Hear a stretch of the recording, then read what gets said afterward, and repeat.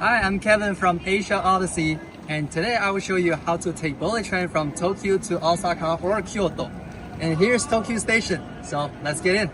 Go!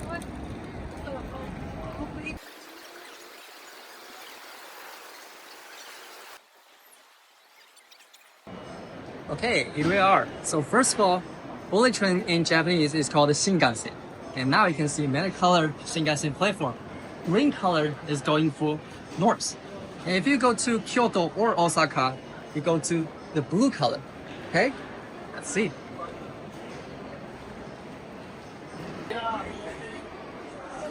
On the board, you can see many track numbers and the train numbers.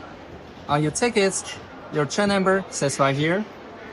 You find your train number, and then you find your track number, which is a platform number. You got it?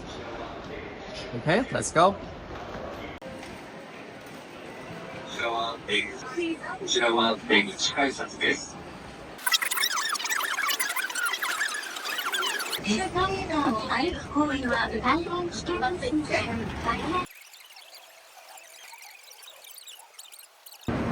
Hey, here is our train. So now let's find our car. Hey, here's our car. Please get in. Have a good trip.